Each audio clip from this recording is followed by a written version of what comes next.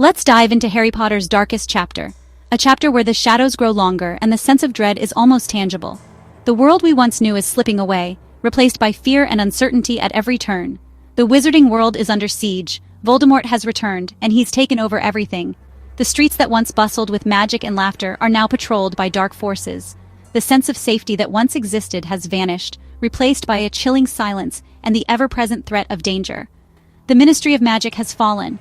Hogwarts, once a sanctuary for young witches and wizards, is no longer safe. Its hallowed halls echo with the footsteps of those who serve darkness, not light. Harry Potter, once just a student, is now the most wanted fugitive in the magical world. His name is whispered in fear, his face plastered on wanted posters, and every shadow could be hiding an enemy. He's hunted, marked for death, and there's nowhere left to hide. Every alley, every corner, every familiar place is now a potential trap. The world has become a maze of threats, and Harry is at the center of it all. But he's not alone. Ron and Hermione are with him, 3 teenagers against an army of Death Eaters. Their friendship is their greatest weapon, and together, they face the impossible. The stakes, survival. The mission, save the world. Every moment is a test of courage. Every decision could change the fate of the wizarding world. Their first move, the daring 7 Potters plan. 6 friends risk everything, transforming into Harry decoys to help the real one escape. It's a desperate gamble, a show of loyalty and bravery that sets the tone for the battles ahead. It's chaos. Spells flying, Death Eaters everywhere, the night lit up with flashes of magic and cries of fear. The line between friend and foe blurs in the confusion. The cost is immediate. Hedwig, Harry's loyal companion, and Mad-Eye Moody, the fearless Auror, are lost in the fray. Their deaths are a brutal reminder that no one is safe, and every victory comes at a price. The message is clear. Nowhere is safe and anyone can die. The world has become a place where hope is fragile and loss is constant. They barely escape, but the danger follows. Every step is shadowed by the threat of capture, every moment haunted by the fear of betrayal. Even a wedding, a symbol of love and new beginnings, is attacked. No moment of peace, no happy days. The darkness invades every celebration, turning joy into terror. Forced to flee, Harry, Ron, and Hermione disappear into the unknown, with only Hermione's magical beaded bag and each other. Their journey is one of uncertainty, with no clear path and no guarantee of safety. Their journey is desperate, their mission just beginning. Exhaustion and fear weigh on them, but determination keeps them moving forward. The world they knew is gone, replaced by fear and uncertainty. Familiar places are now haunted by memories of what was lost, and every face could hide an enemy. Every step is a risk, every ally a potential target. Trust is a luxury they can no longer afford, and paranoia becomes a constant companion. The trio must rely on their wits, courage, and friendship.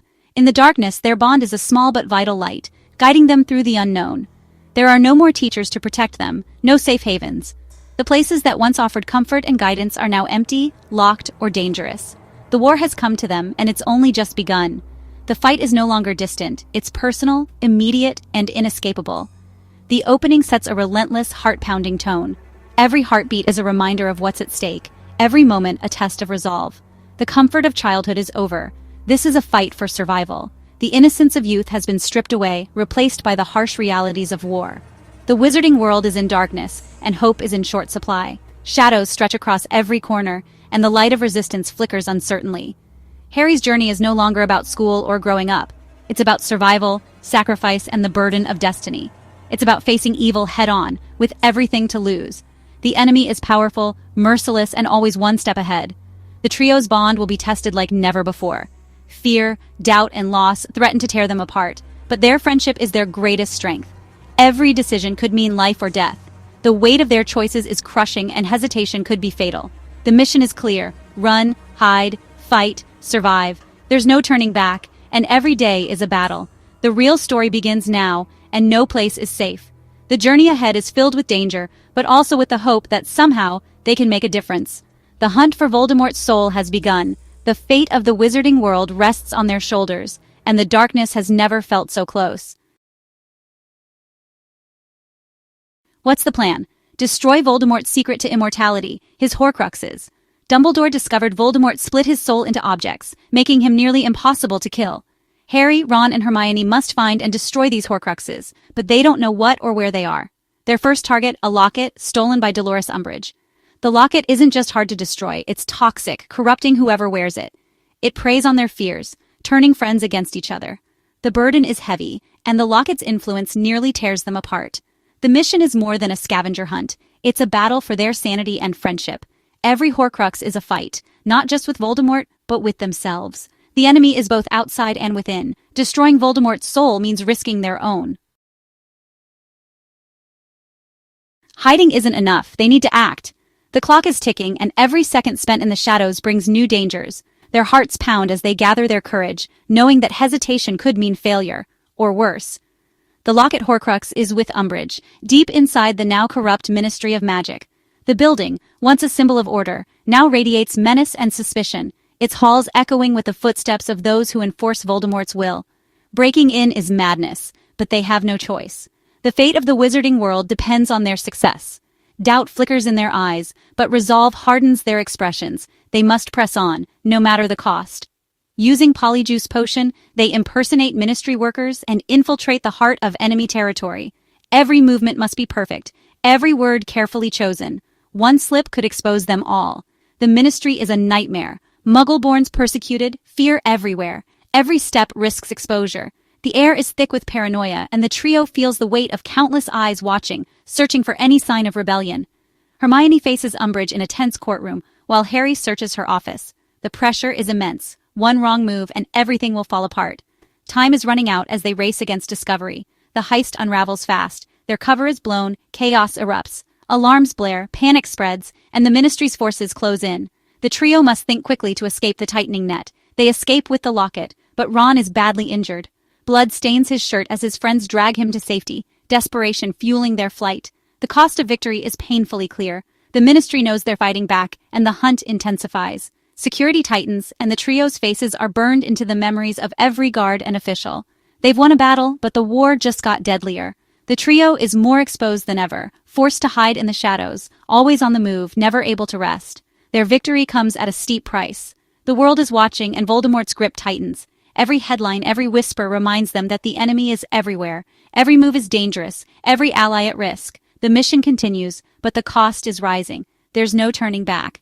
With each step forward, the danger grows, but so does their determination to fight for what's right. After the heist, things fall apart. Ron's injury and the locket's poison strain the trio to breaking. The locket amplifies every fear and insecurity, turning friends into enemies. Ron feels like an outsider, convinced he's unwanted and his family is doomed. A heated argument explodes. Ron storms out, leaving Harry and Hermione alone. The trio is broken, their mission in jeopardy. Harry and Hermione press on, desperate for answers.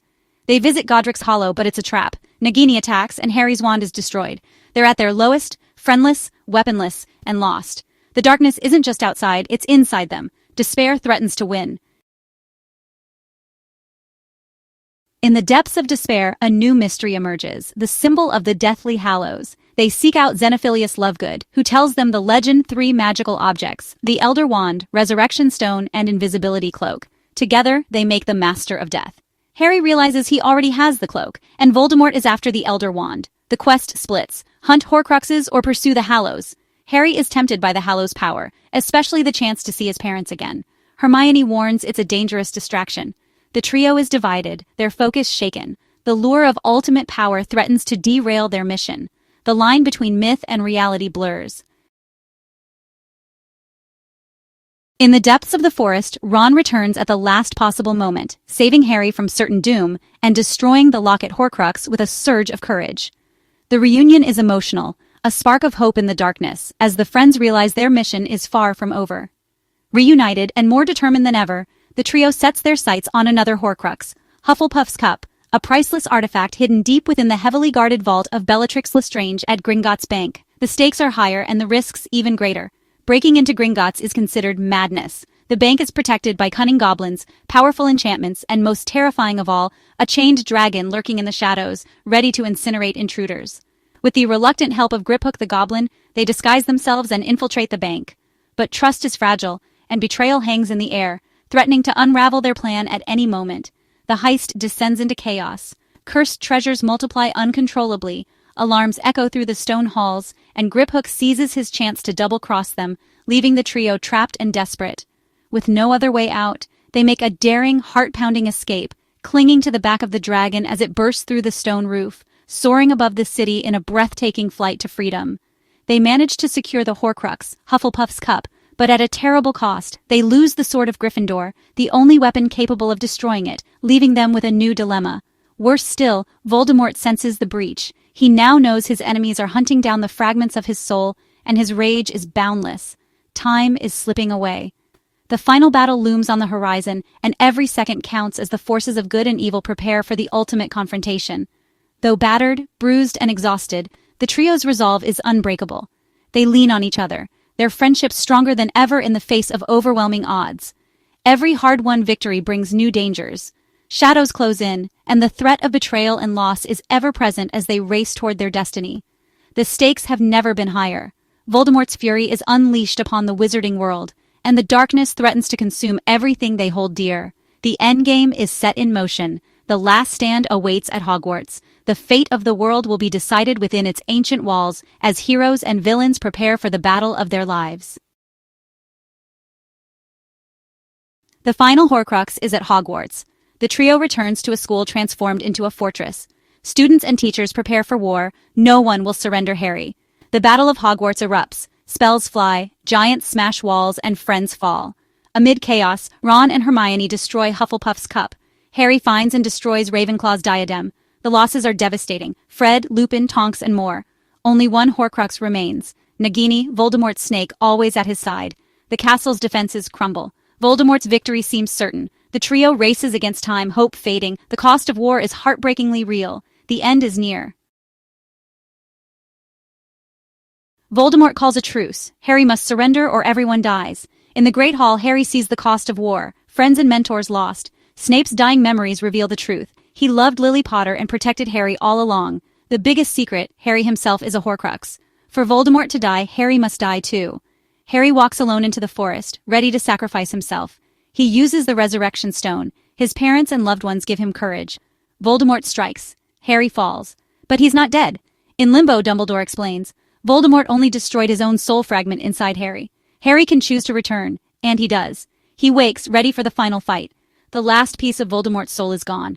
Harry is free, the endgame is set, the final battle begins. Harry pretends to be dead as Voldemort claims victory, but Neville rises, kills Nagini, and the last Horcrux falls. The battle reignites. Molly Weasley defeats Bellatrix, and Harry faces Voldemort. Harry reveals the Elder Wand's true allegiance. It will not serve Voldemort. Voldemort's curse rebounds, and he is finally destroyed. The war is over, but the cost is immense. Friends and family are lost, and the survivors are forever changed. The trio's journey ends, but their scars remain. They've learned the true meaning of sacrifice, friendship, and courage. The darkness is gone, but the lessons endure. The wizarding world is saved, but never the same. The story lingers, a testament to hope, love, and the power within us all. That's the real magic of Harry Potter.